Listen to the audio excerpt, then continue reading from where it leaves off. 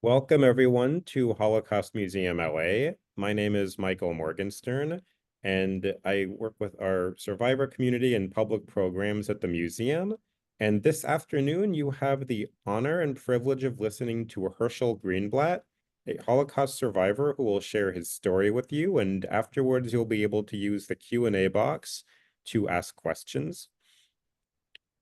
Our museum was founded by Holocaust survivors in the early 1960s who wanted to make sure that future generations would always remember and learn from this tragic part of our history. And they did this at a time when most people were not yet willing to learn about the Holocaust. And as a result, many survivors were not yet willing to speak about it. But thanks to their courage and foresight, we have what became the first and oldest Holocaust museum in the United States, always with the mission to commemorate, educate, and inspire future generations. And we can't do the work that we do without our survivor community who continues to share their stories on a regular basis so that you can learn from their history and their story. The museum is currently closed for construction through November, but for the time being, we have these virtual Sunday Holocaust survivor talks at 3 o'clock Pacific time. And it is truly my honor this afternoon to welcome and introduce Hershel Greenblatt, who is actually joining us from Atlanta, where he lives. And this is one of the benefits of doing these programs on Zooms is that we can reach a broader survivor community. So Hershel, I want to thank you so much for joining us today and for being a part of Holocaust Museum LA's community. Thank you so much, everyone, for being here today, and you may begin. Good afternoon. My name is Hershel Greenblatt, and this afternoon I'm going to kind of take you on a journey of survival, a journey of resistance, and a journey of just, I guess, pure out and out true guts by two people who, in the course of probably the most horrific history in history of Jewish Holocaust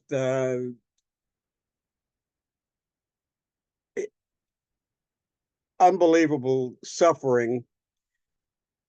My parents lost everyone.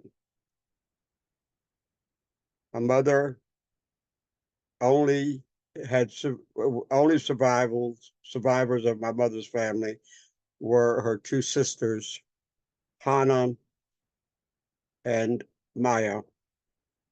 They survived because they left their homes in Russia in early 1932 and went to Israel. Our journey will begin, of course, September the 1st of 1939. Next picture, please. When Hitler met in early September, Hitler met with Neville Chamberlain, who at the time was the Prime Minister of England. Hitler, in his demands of the British government, demanded that they were allowed to keep a small little country that they had just defeated called the Sudetenland. And Neville Chamberlain, in the worst way, wanted to avert World War II.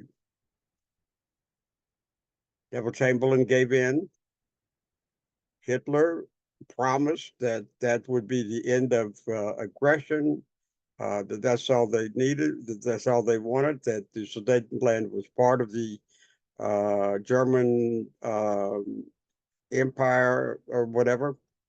So Neville Chamberlain, of course, went home and very, very happy and in his own words, and I'll quote, he told the British people that we're going to have peace in our time. Of course, that didn't happen. Hitler lied. And on September 1st of 1939, probably one of the greatest armies in history of mankind that had been preparing for this for years, preparing their youth, the German youth, with propaganda, with all kinds of euphoria. So they had a tremendous army. The German army invaded the small country of Poland. It took approximately 2 to 3 weeks, and of course, the German military was pretty much destroyed. The first thing that Hitler wanted to do, and probably the most on his mind, was to eliminate or to try to get rid of the Jewish population of Poland. At that time, there was over 2 million Jews in Poland, mostly living in the large cities, the cities of Warsaw, the cities of Krakow, Lodz, and also in a smaller city on the border between Poland and Russia called Lublin. Lublin was my father's hometown. Now, the history of the Jews in Poland goes back for centuries. They were well established, they were very professional. You had doctors, you had lawyers, you had writers, educators, businessmen. My grandfather was a very, very uh, established, well-known businessman in the city of Lublin. He actually owned and ran a very nice men's haberdashery, men's clothing stores. And the family had been established in Poland quite a bit. My father, Abraham, was 19 years old at the time. He was the youngest of 16 children. Most of his siblings were girls. There was 2 or 3 sets of twins in the family. Again, very well established. Hitler told the rest of the world, I want to get rid of the Jews. I want to eliminate the Jewish population. I want to export them, and he offered the rest of the world to take the Jews off his hands. Of course, the world said no. The world had other problems. They had their own situations, and they really didn't realize the scope of Hitler's total verb of being rid of the Jews, not only of the Jews of Poland, but the Jews of Europe. The rest of the world said no. Then Hitler and the German and the collaborators of Germany, the Nazis, decided to make life miserable for the Jews of Poland. The Nuremberg laws, the elimination of total access to public education, the elimination of access to parks, the elimination of they took away their businesses. They made life totally miserable for the Jews, making them, of course, wear the yellow stars and beatings in the streets, eliminating access to buying food. In other words, they were not allowed to go to a grocery store until everybody else went to, So it was a horrible, horrible situation. My father Abraham joined a young resistance group at the time, and basically resisting against these laws, trying to have underground education, having trying to find food, medical supplies, whatever he could to help his community. He was among many. But of course, the odds were totally insurmountable for them. One afternoon in late November or early December of 1939, my father found out that he was being hunted or was being, they were trying to find him and some of his underground resistance. And if he was caught, he would, at best, he was going to be put in prison, but more than likely would have been killed. So he made the decision to leave his home. In late December of 1939, my father left his home, left his family, basically never to see any of his family left alive. He went across the border. Next, please. He went across the border into Russia.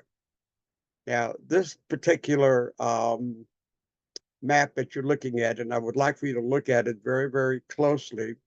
And as you look at it, I would like for you to divide the map from north to south into specific areas, 4 specific areas. You have area A, area B, area C, and area D from north to south.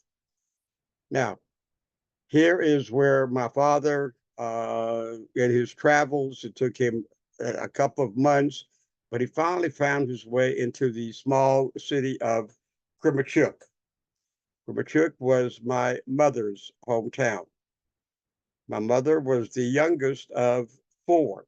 She had 2 sisters, and as I said earlier, both her sisters in 1932, they were much older. Both her sisters left and went to Israel to become part of the Zionist group to reestablish and to replant and to basically the beginning of the start of the state of Israel. My mother was also involved in resistance. It was also involved in helping.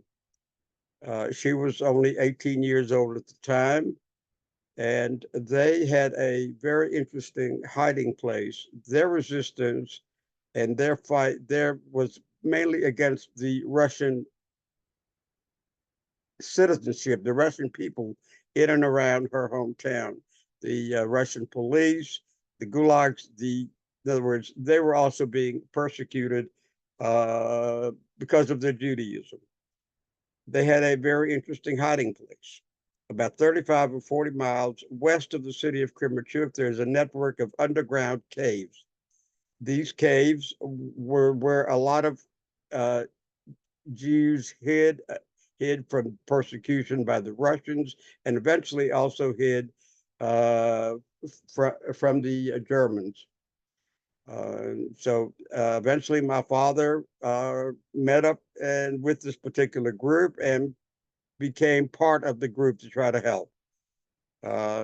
Again, my father, 19, but this time he's already 20 years old, and they met up. And of course, as things went, they fell in love with each other. And in very, very early August of 1940, they got married. Fast forward to late April of 1941. My mother was pregnant and had just happened to be hiding down in the caves. And these caves went down very, very deep into the ground. They were subterranean type caves, and a lot of people over the last decades have, kind of said, no way was there anybody that hid, or this just couldn't have happened. Not the way these caves are. They're very cold, wet, very narrow, very, to the point of being unlivable. In the last few decades, of course, a lot of explorers have gone down into these caves and found many, many artifacts, a lot of proof that people did live and did exist down in these caves. We'll fast forward, of course, and in late April of 1941, when my mother was hiding, she went into labor, and at that point, she actually gave birth in the cave and gave birth to me. So my first year or so of my existence was hiding with my parents in the caves of Russia and now Ukraine. Uh, June 22nd, 1941, Operation Barbarossa. At that time, Germany and Russia actually had a non-aggression pact. They were actually allies. Of course, Hitler didn't care. Hitler made his biggest mistake and invaded Russia on June the 22nd of 1941. About 3 months later, in uh, probably early September, my mother and my father were out for supplies. They were out actually hunting for supplies for food, and unfortunately came upon a group of German and Russian soldiers. And as they were hiding behind some rocks and vegetation, excuse me,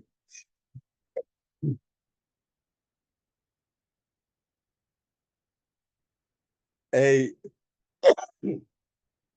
a vehicle of some sort blew up. The shrapnel, excuse me, the shrapnel from that vehicle flying pretty much all over the place. Unfortunately, a piece of that shrapnel, about 8 or 10 inch piece of shrapnel, hit my mother in the upper part of her right leg, right below the hip. She had a very, very bad cut, a very bad wound. She was going to bleed to death, and consequently, the my father had to make a decision to make sure, that he got her to a hospital as quickly as possible. If not, she was going to bleed to death. And the nearest hospital, or the nearest any kind of medical facility, was about 35 miles away. My father only had a small cart and a horse that uh, he had to. It was going to be a very tedious trip, and so he decided at that point that he could only take her, because if he tried to take both her and me, the probability of us making it to safety or to the medical or to the hospital was going to be a lot harder. So he left me in the care of others. It took approximately 3.5, 4 weeks, and my mother went through a tremendous amount of surgeries. For the most part, my mother's leg, there were many, many times, not only there, but over the years, many, many times talking of amputation. But thankfully, it didn't happen. But she had a tremendous amount of surgeries, and the two of them actually came back to where I was. And of course, I was still alive in the care of others. But they also knew that at that point, they just couldn't be of any help to anybody. They were going to be more of a hindrance, more of a problem. So they made the decision to leave. They left. Now, of course, the smart thing, and my father was very, very much aware of what he had to do. The further east that you went away from the fight, from the Germans, the further, the better off you were. Their destination was a small city called Krasnodar, very, very, about 250, 300 miles from Kremenchuk, um, to the southeast part of Russia at the time. It took them approximately that trip, because they had to stop for medical attention and, of course, an infant child. but that trip, that 250, 300-mile trip took them about over 3 weeks. My father destroyed all of his identification, pretty much became non-existent for the most part. And they got to Krasnodar, and at that point, my mother would go from house to house and begging and for food, offering to work. There were also other Jewish families there hiding. There was approximately 20, 21 Jewish families, a couple of hundred people hiding in the forest in and around Krasnodar. So they decided to become a group and helping each other. My father very, very smartly actually took a job with the Russian army in a one of their camps in the bakery of the camp. So things were pretty good. I mean, they were there pretty much at the end of toward the end of 1941, and for the most part, they were actually safe because the Germans really never got that far east. Now, at this point, what I'm going to do is I'm going to leave our journey, and I'm going to talk to you about our families and what happened to both our families. Next picture, please.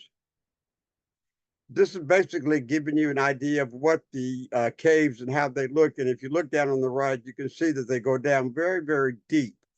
This is an example, but there are hundreds of them in that particular area. Next, please. Now, pictures here. These are pictures of my mother somehow or other was able to save, able to get. And that's about all I know about these pictures that I'm going to show y'all. This is actually my grandparents, my mother's parents. Sometimes after they were married, of course, I never got to know any of my maternal or fraternal grandparents. Next picture, please. This is of course, the same. That is my grandmother, of course, many, many, many years later. That's one of my uncles and one of my aunts, and the infant child that my grandmother is holding is actually my mother, Manya. And basically, what happened there? Uh, after the German invasion of Russia, and of course the Russian population of Jews, way to the point of almost 2 million, Hitler's plan was to eliminate the Jews of Russia by any means. He got a hold of Adolf Eichmann, and also basically Eichmann formed a group of about 3,500 German soldiers that were the worst of the worst, and they were called the Einsatzgruppen Group, the mobile killing machines. And they basically what they did is they separated themselves into groups and went into Jewish from in all the four areas of Russia, A, B, C, and D, and went into people's homes, people's into small villages, anywhere where Jews were living, and told them that they were in danger and that they were going to be taken to safety, and pretty much were ordered to meet in a central area, either a synagogue, a trail, a train station, and they were ordered to bring all of their valuables, all of their possessions, and that they were going to be taken to safety. Now, for the last 2 years, in April, I have gone to what they call the March of the Living. It's a tour of Poland and normally Israel. Of course, this past year we did not go to Israel, but one of the trips that I took with my students that I went was a town called Cochin. Cochin was there was approximately 1,500 human beings, Jewish family, Jewish people who lived there. A beautiful, beautiful little village, had a beautiful synagogue, and I actually sat in that synagogue. And 1,500 people were assembled there, and in groups very, very small, they were taken to a desolate forest called Lafal Forest, and marched approximately, either marched or were taken by whatever means they had, about a mile and a half into this forest. And first order was get undressed, women, men, children together. And then they were told to put their valuables and their other possessions in a pile that they would get them later. And women's hair was shaved, and they had either dug or made the Jews dig a ditch. And I stood in front of that ditch. I stood there. That ditch was about over about 110 feet long, about 30 feet wide, and of course it was covered up, and you could see the mound. Under that mound are the bodies of 1,500 people. But that's not the only one. There's dozens and dozens of areas in the last few years that were found where the Einstein group did what they did. They lined up men, women, and children. They took the men first. See, once you take the men and you eliminate the men who could possibly try to save or probably try to fight them, they took the men first, lined them up naked, shot them in the back of the head, and they fell into the pit. And then they took the women and children and did the same thing. On April the 28th and 29th of 1941, at a place called Babin Yar, in a 48-hour period, approximately 34,000 human beings were murdered that way. In all, over a 2-year period, the Germans eliminated the lives of over 2 million people by shooting them. My mother found out after the war that her family, her mother, her father, her two brothers, their families, somewhere east of Kiev, were shot to death. And the only crime her family committed, of course, is that they were Jews. They were Jews. Next, please. Now, of course, this is my father's family, or some of them. That's my father in the upper right-hand corner, my grandparents, and of course, a lot of my aunts and my uncles.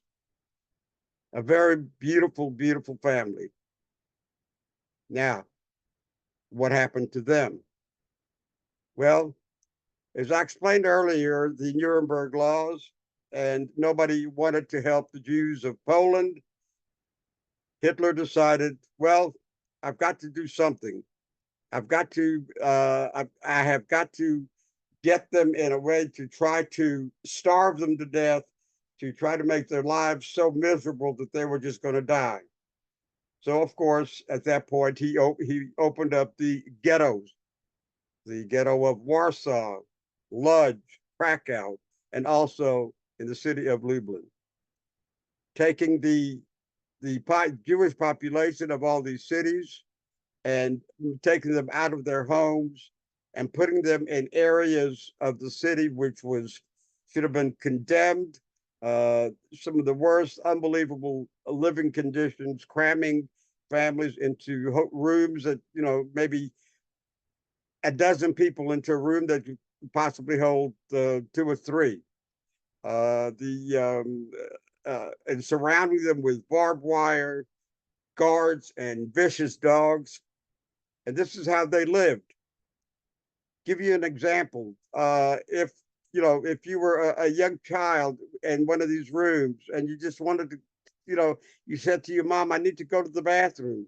Well, yeah, sweetheart, over there in the corner of the room, there's a pot. Just squat down, and in front of everybody, you're 12, 13 years old, and you're being just so humiliated. I mean, it is unbelievable. And of course, the worst thing you can do to a human being is starvation. There was very, very little food. Maybe, once or twice a week, a little piece of bread and maybe uh, a little slop, which they called it soup, but it was nothing. So people were dying. The sanitation was horrible. All the lice and the roaches and just it was people were dying of all kinds of disease, dysentery. It was horrible. And even sometimes, someone would die, their bodies wouldn't be taken out of the room for maybe days. So this was the kind of conditions that they lived in. But the Jews wouldn't go away. They survived underground, whatever they had to do in these ghettos. They did whatever they could. Finally, Hitler decided that he was wasting manpower. He was wasting just the his ability to control these ghettos, the uprisings. So in January, of course, of 1942, he got a hold of Adolf Eichmann and Reinhard Eidrich and became part of the what they called the Wannsee Conference in a resort called Wannsee. Over a 90-minute period, they discussed what they called the Judenfragen, the Jewish question. Jewish question. And what they did, of course, in 90 minutes over lunch, they came up with the final solution. At that time, what was the final solution? Of course, the ways of trying to kill as many Jews as possible. Uh, Carbon monoxide poisoning, all kinds of different ways. And of course, they finally came up with the Zyklon B gas, which is a insecticide to eliminate rats. And of course, as that gas dissipates in a room, it kills everything in sight. So they went into these ghettos and they told the people in the ghettos that you have been cooped up for over 2 years in these ghettos. We're going to take you out of these ghettos and take you to camps that are equipped with for you to work, and we're going to give you better food. We're going to let you take showers. We're going to make your life more bearable. I mean, the propaganda that they spewed to tell these Jews that their lives was going to be better was a total lie. Now, Friedrich Reinhardt, he basically was part of this group. He, along with Adolf Eichmann, and the four camps that I'm going to talk really about three of them. Well, of course, Majdanek, Sobibor, and Belzec. All three of those camps were within 2 miles of the city of Lublin, the trio. Now, Belzec was only open for approximately 8 months. And at this point, that particular camp is totally destroyed. And when we went there this past May, all we saw were just some signs. There was really not much there. And also, Treblinka was part of this particular group of camps that Reinhardt really wanted to use. In those four camps, the total Jews that were killed in those four camps was even more than the Auschwitz and Birkenau.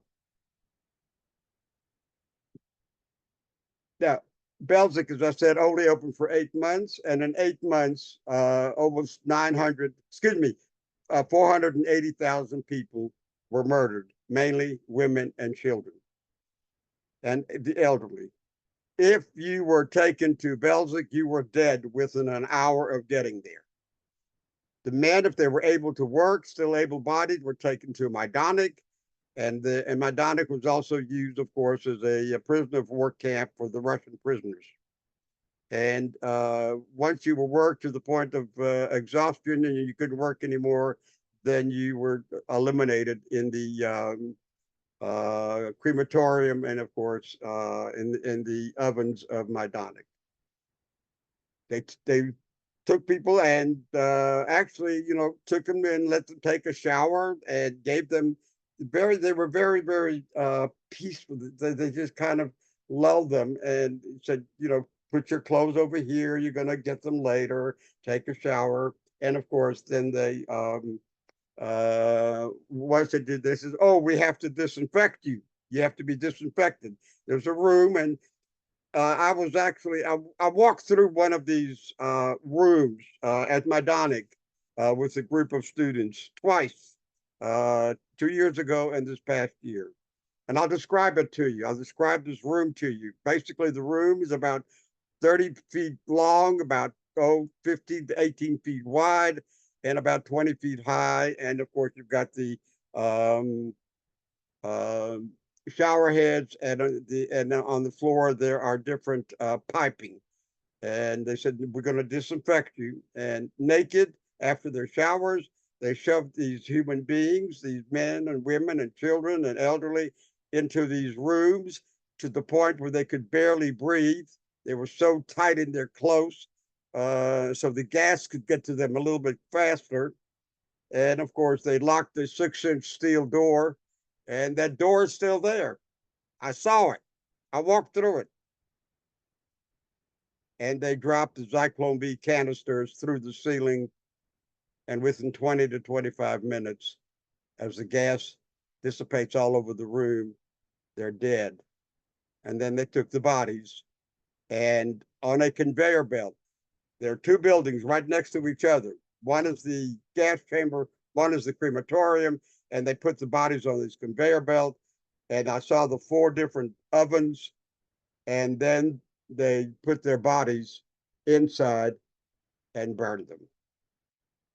Looking at this picture, the only person in this picture that did not die that way, of course, was my father. Everyone else in this picture died either at Belzec or Majdanek or Sobibor.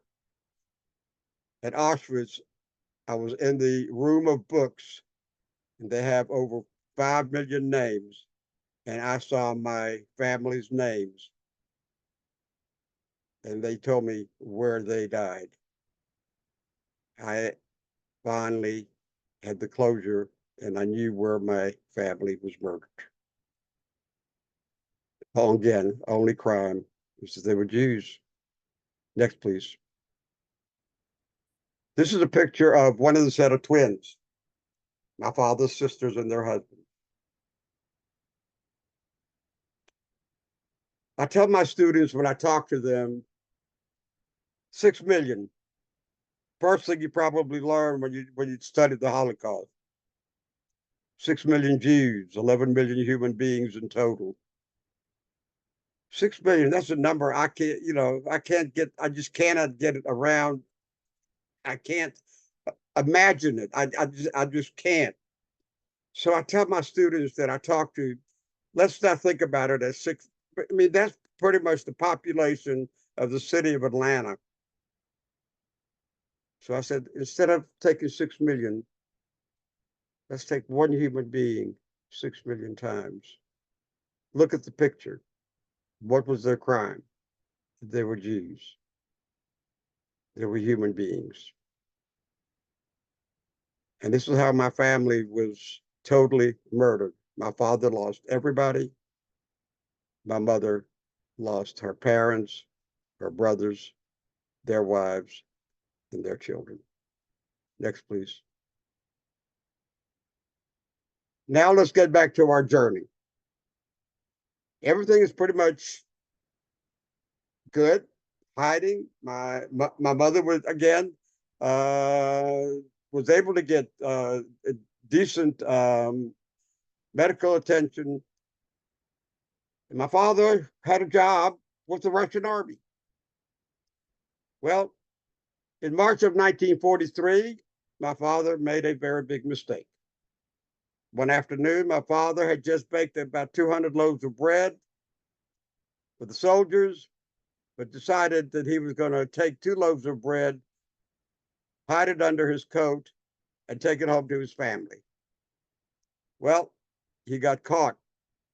And for taking 2 loaves of bread, my father was put in prison, into a Russian prison in March of 1943. April of 1943, about a month later, my mother actually gave birth to my little sister Anne. My mother had no idea what happened to my father, who just never came home.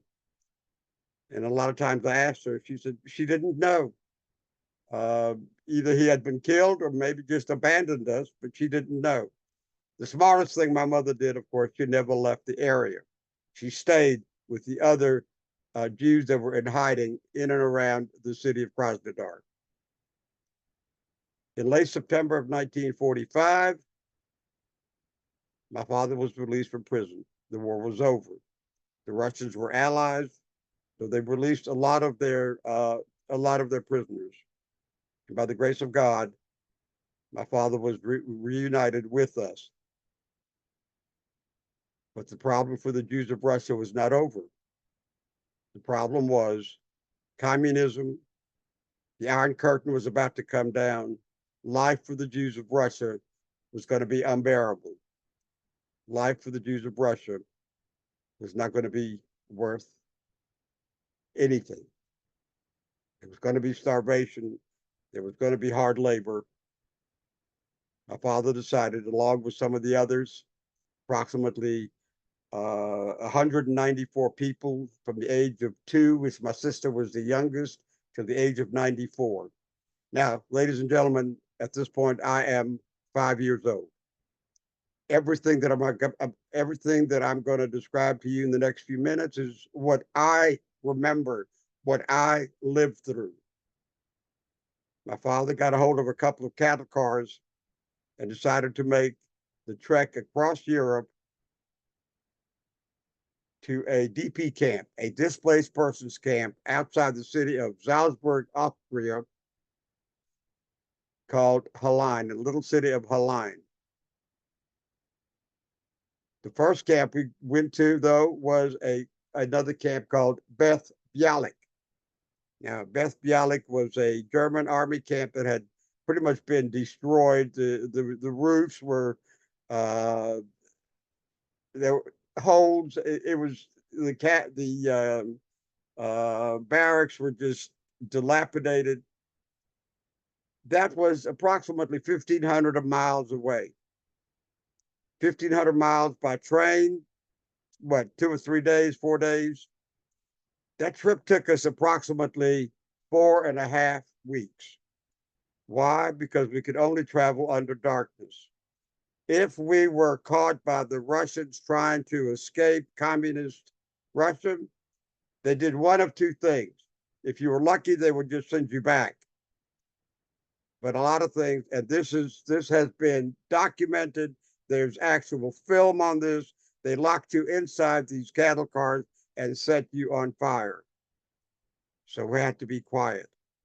We could not go out and just go to if we needed to go to the bathroom, we just squatted right there, and it was horrible. I remember the smell. I remember the lice, the rats crawling around us, but we were determined to make it.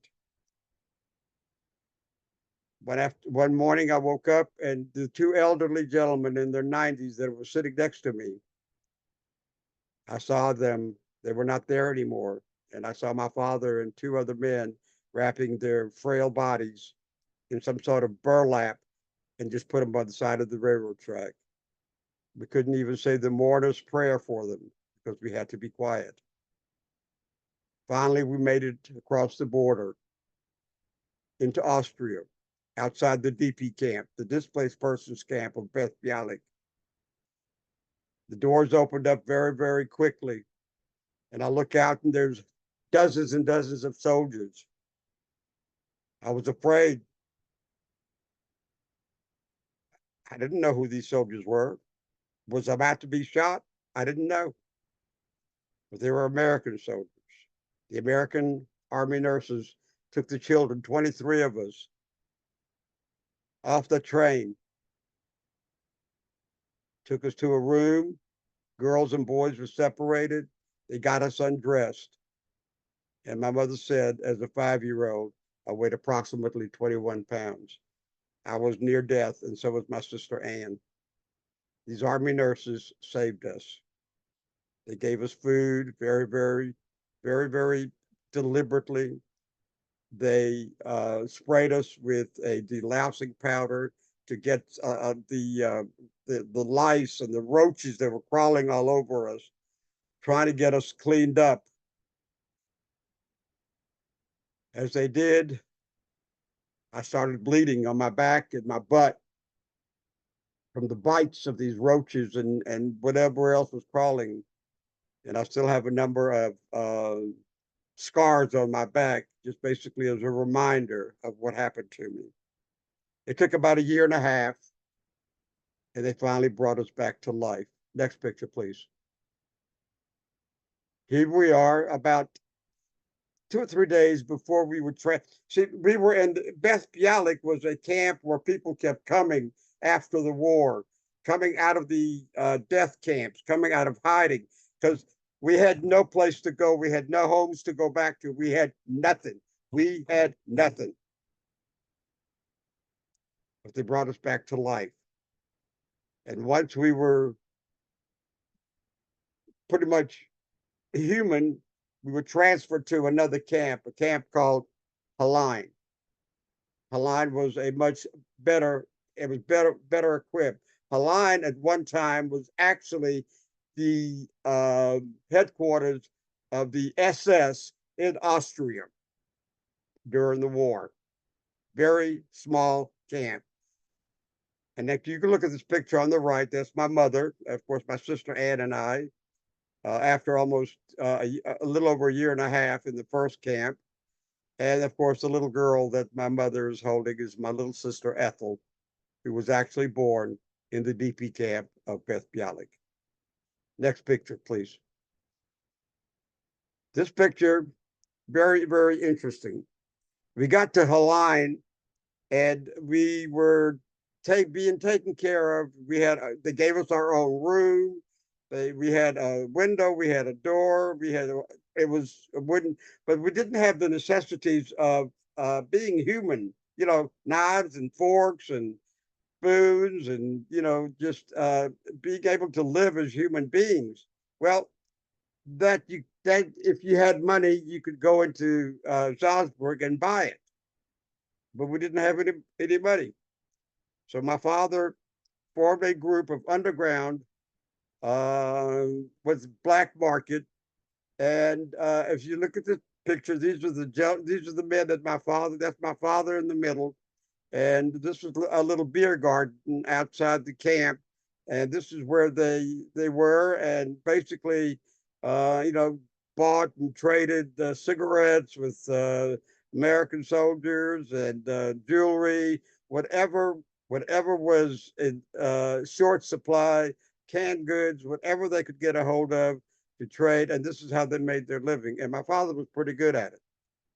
We lived in this camp, in this particular camp, from the end of pretty much the end of 1946, the beginning of 1947, until the end of until this November the 16th of 1950. Next picture, please. This is the actual room that we lived in. This is my sixth or seventh, I think my seventh birthday party. Of course, my mother in the back, and these are all my friends. And if you can see, we had, life was pretty good.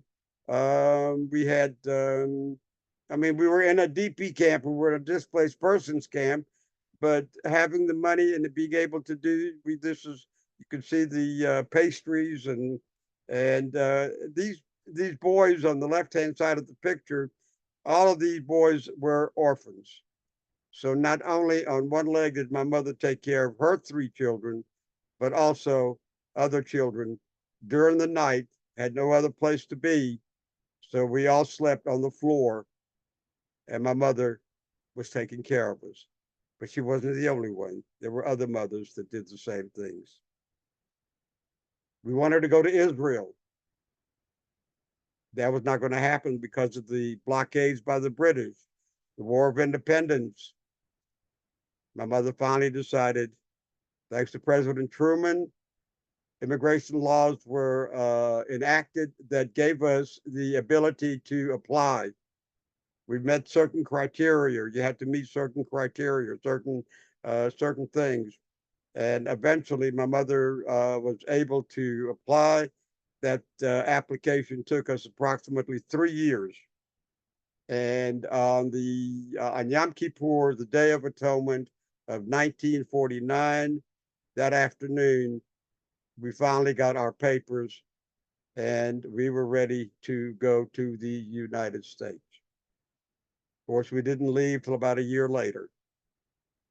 We were transported by train to Bremerhaven, Germany, where we spent about 3 days. And on November the 16th of 1950, we boarded the USS General Belau. The next picture, please. This picture pretty much tells you my life there. As you can see on the left, dressed to go to high holiday services right in front of the barrack that I lived. On the right, during the summer, on my way to Hebrew school, wearing my talit katan. Life was pretty good, but again, we were in a DP camp. Next picture. That's the USS General Belau, a United States Army transport ship. The USS General Belau participated in the invasion of Normandy, participated in D-Day. Of course, after the war, became a transport of immigrants going to the United States. November the 16th is when we boarded.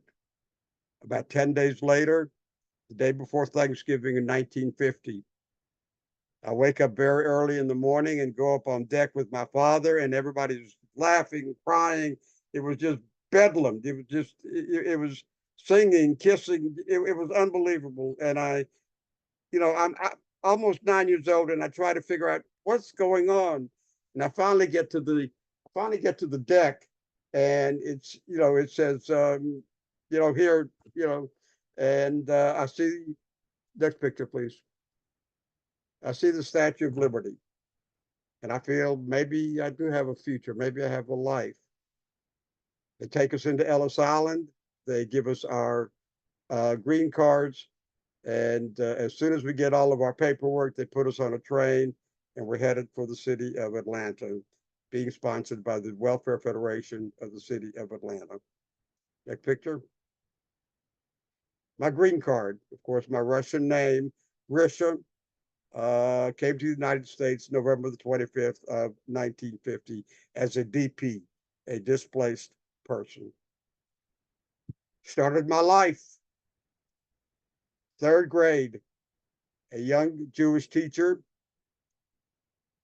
took me under her wings and brought me back to life. Next picture, please. Of course, my father became a citizen in 1956. Next. My mother became a citizen in 1956. My father bought a small little grocery store in an area of Atlanta called Buttermilk Bottom, a area, of course, this is the South. In the 50s and 60s, life for the Black community was unbearable.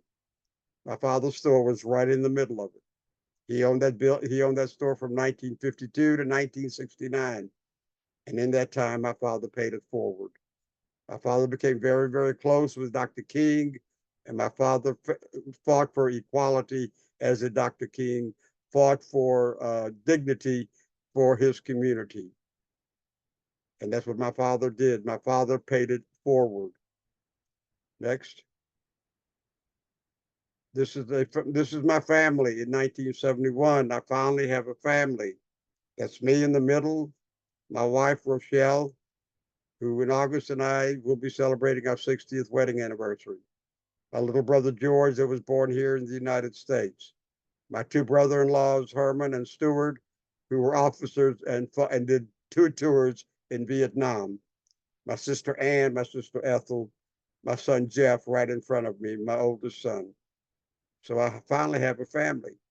Next. Now, this is my family now. Of course, my son Jeff, my granddaughter Erin, who works for the Federation, Jewish Federation in the city of Charleston, South Carolina. My grandson Eddie, who's an attorney here in Atlanta. And the yellow is his wife Emily, who's a teacher. My wife, myself, my grandson Corey, who works in Washington, D.C.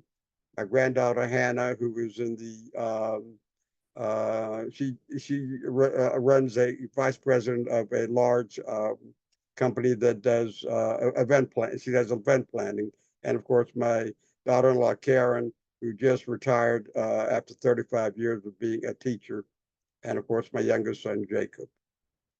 Now, this is Sunday afternoon, and here I am sitting here and talking to you and telling you how my family was murdered. Well, that's not why I'm here. When I talk to my students, I tell them now that they're my witnesses, they have heard from me. And there's three things that they need to do for me. Number one, they have to love and respect their parents because their parents want nothing but the best for them, as my parents did for me. Number two, love and respect your teachers because your teachers want nothing. Give them the love and respect that they deserve. And of course, number three, love and respect each other. Don't be a bully. If you see something wrong, do something. Don't be a bystander. The world stood by and watched 6 million human beings, Jewish human beings, destroyed. Don't be a bystander. Be my witness because I have a very ulterior motive. Next picture. That's my great grandson. That's Eli. I just want him to be in a better world. I want him to be in a world where there's no discrimination, there's no hatred. Somehow or other, these students that I talk to, they have to be the ones to make this a little bit better world for us. Thank you.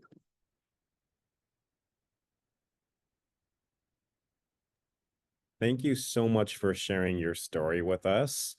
If anybody has any questions, we do have a few minutes, so you can use the Q&A box. And we'll give everyone a minute or so to think of some questions. I would like to ask you, at what point did you share your story with your children? To be very honest with you, I mean, my children in some ways did know about. My father would never talk to me about it. My mother, she and I talked quite a bit. I shared bits and pieces with my children as they were growing up. They were both at the Hebrew Academy here in Atlanta, but I really didn't start sharing my story and becoming more of a speaker until about 12 years ago, when a very, very close friend of mine who I knew growing up, he was one of two people that knew that I was a survivor because I really have no accent in school. I totally avoided speaking about it. I wanted to be a typical American teenager. So, and of course, growing up, trying to make a living, I just, I never really spoke about it. But it's hard. It's hard to, to talk about it. And once my parents passed away, I pretty much put it in the back of my mind. They suffered, and of course, I suffered with them when I was at home. So when I was in school, I just wanted to forget. Thank you. We have a question here. If you plan to go back to Israel at any point, and if you currently have family there. Okay, of course, I've been to Israel twice. In 2016, I went with our synagogue. Rabbi Levenberg took us to Israel. It was more of a family type trip with other families. It was a very, very nice trip, very comfortable. And of course, 2 years ago, I went on the March of the Living with approximately 118 high school students from Fort Lauderdale, Boca Raton, and Dallas, Texas, and Seattle, Washington.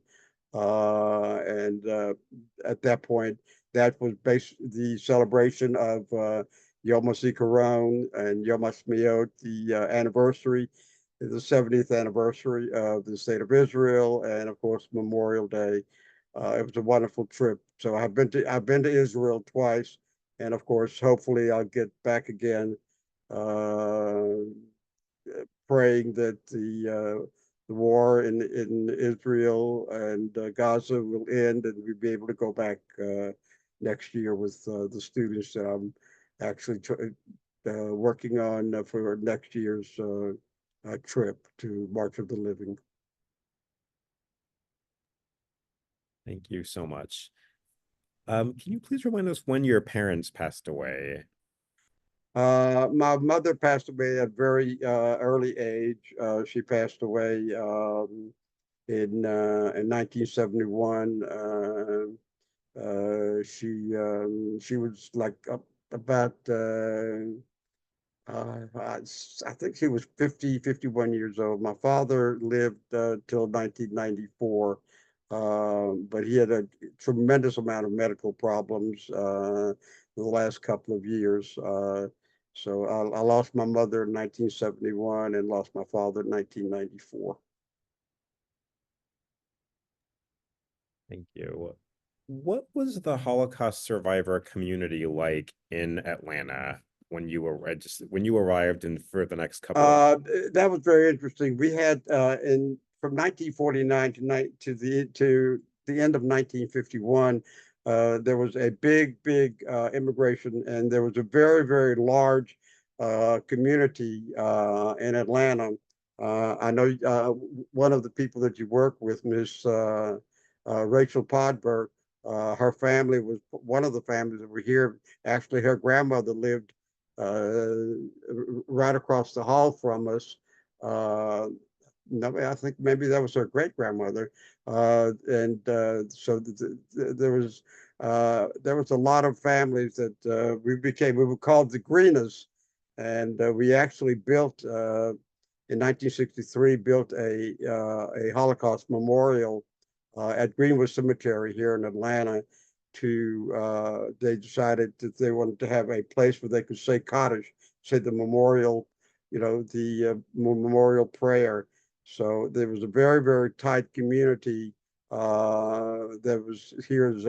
I would say like 30 or 40 families that came over about the same time. So I've grown up with a lot of families that my father was part of, and as a community, and we helped each other and thrived and became pretty good citizens. Did a lot of good work, a lot of philanthropy, and a lot of wonderful work with the people that I came over from the end of 1949 into 1951.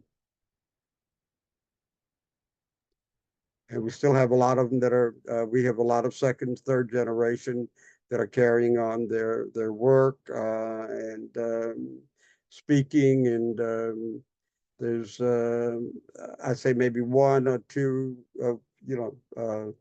at that time I was a child when we came over. So I'm kind of, child survivor, a regular survivor, and so I kind of carry many different hats because I was old enough to remember. Thank you so much. What language did you speak with your parents? With my parents, it was strictly Yiddish. We spoke Yiddish, and my mother, my father, and I spoke. I mean, I could speak German. I could speak. Living in Austria for almost 6 years. I could understand some Russian, but that was about it.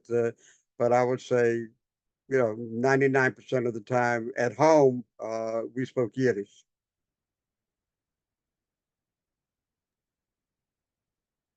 Hey, thank you so much for sharing your story with us. And we have a viewer who just wanted to say, bless you and your family. I want to thank you so much for being with us today Well, and for well, sharing. thank you for giving me the opportunity, and my best wishes to everybody out in LA. And I thank you for the opportunity to share my family's unwavering story and the unwavering resistance and just out and out guts of surviving. Thank you. Well, thank you so much. We're honored to have you here and as part of our museum community to be sharing your story. And thank you again, everyone, for listening today. And we hope you join us next Sunday for Dr. Raul Middlemark Artal's testimony. He will be sharing about his experience growing up in Transnistria. Thank you again, everyone, for joining Herschel. We wish you a good summer and thank you so much. And we look forward to seeing you again soon. Thank you, Soon. everyone. Thank you so much. Have a good day. Bye bye.